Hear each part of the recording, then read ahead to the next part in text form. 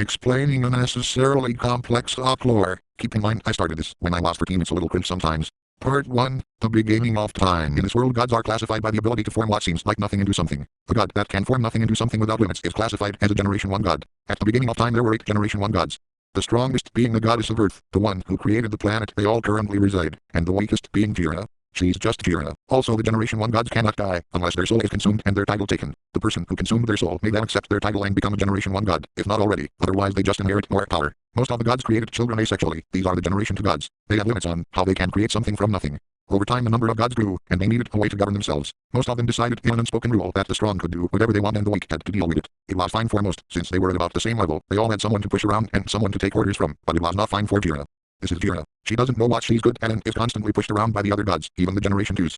This is Edwin, the eldest son of the goddess of Earth. He is the god of mimicry. He's really good at copying people, but doesn't know how to expand upon their abilities. Because he relies on everyone, he doesn't let power get to his head, so he wants to help Jira. Edwin forms a group with the weakest of the gods, him, Jira, and 2 others. This is Silky. She's the goddess of textiles, a Generation 1 god. She makes everyone's clothes, but doesn't do much more than that and is constantly disrespected. She joined the group because she wants to see the higher-powered gods suffer. This is Fizz. He's the god of life, a Generation 2 god. Anytime he does something godlike, he gets a little older. At some point, he'll do so much that he'll grow old and die, so he tries not to waste his power. After a long time of planning, Edwin hosts a ball with displays of magic from each of the members to try to convince the stronger gods that the weak can be just as capable as the stronger.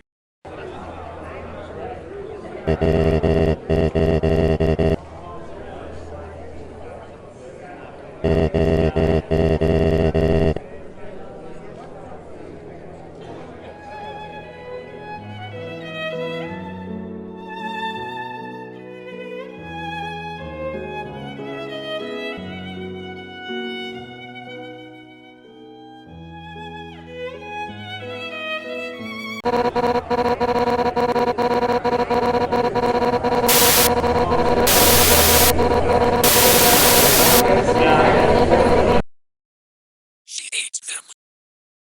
There are 2 Generation 1 gods and 3 Generation 2 gods. They all separated after the incident.